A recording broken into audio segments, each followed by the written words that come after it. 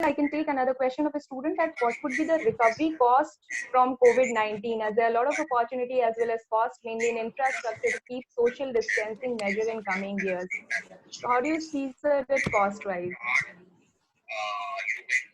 Cost, we have seen that our GDP fell around 5%. That is a drastic, even more than the global financial crisis. We lost our GDP growth, and that may convert into losing half of the jobs in the market. But let's see how this. There are some few hopes because of pharma sector and technology sector, especially services sector, are getting good orders or sales growth because of work from home and dependency of digital technologies. Right. So, Preeti ma'am, are you done? Because I'm not able to see your question.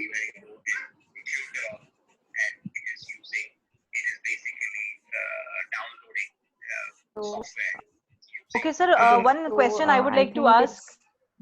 Like after this 3rd May, I mean the second version of the lockdown gets over. So what is your take on this? I mean after this thing about the economy as a whole. What is expected? What can come out?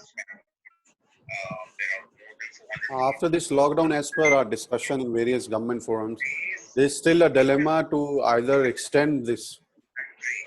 But definitely there is a consensus that they will not fully open it because first priority is to contain this. In terms of economy, Niti Aayog is working on a full-fledged strategy document, which will be released once government is assured that we have contained or we have reached as per our predicted control mechanism. Okay. Okay. So I think. Alpana ma'am, I want to ask one question.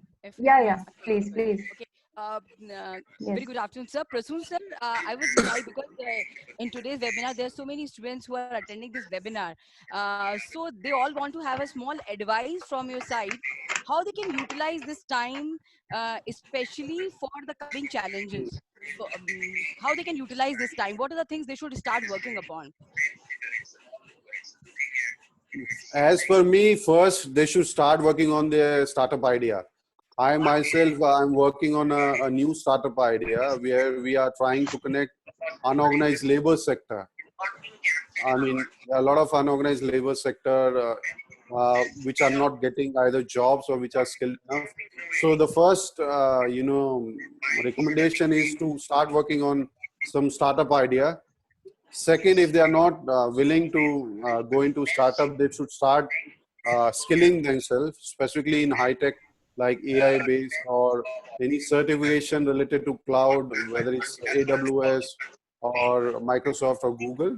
So these kind of upskilling in technology side will be another good option. Third, as I mentioned about the language skills, if student related to HR and marketing, and if they should learn languages in terms of HR, they should definitely learn Chinese or Japanese. Students interested in research projects in technology and health side should focus on German and any other like Dutch languages, because there will be a lot of opportunities in these countries. Thank you very much, sir. Thank you. So, thank you. Okay, so thank you so much, Prasun sir, because you have clearly mentioned that upgrading skills is the only key to just survive in the coming situation. I would request Director sir if you would like to say something, sir, about today's session. Already, many important things have been said by Prasunji, and the most important is, whatever is being predicted, but uncertainty prevails. Challenges will be there. Every order comes out of chaos. So chances are there things will improve. As for the economic conditions of the country, there will remain a lot of problems, at least for 1 year. Yes, he rightly said that the economy, Indian economy may revive along with China next year. Chances are there if COVID-19 is being contained in the same way it is right now contained.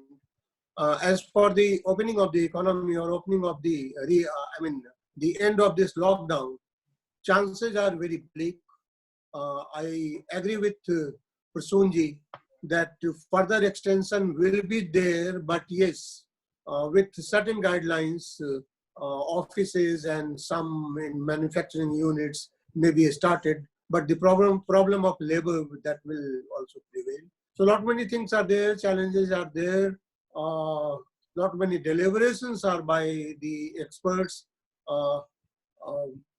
I rather invited him for the reason that he has been closely associated with Niti Aayog also. He has been interacting with many policymakers too. So his deliberations on the subject, whatever he said, remains very important and should be taken with all positivity.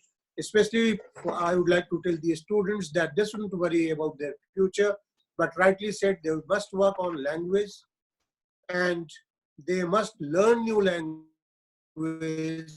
and new courses too, new way of doing businesses also, because not many new courses have been introduced during this period, taking into consideration the lockdown, work from home conditions, and also for e-com, not many new apps have come, so students must learn and must adapt to the new environment because challenges will remain not only for next year, but for the 3-4 years.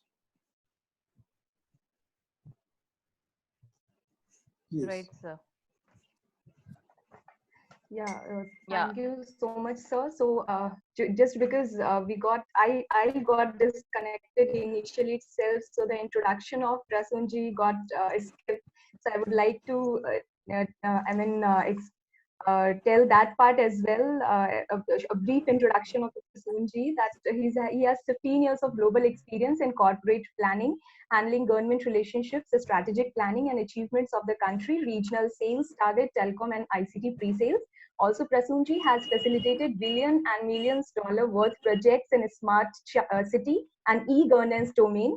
Mr. Prasoonji pioneered the Indo-China Joint Incubation Center. He was judge for India's National Innovation Mission's Tinkering Lab.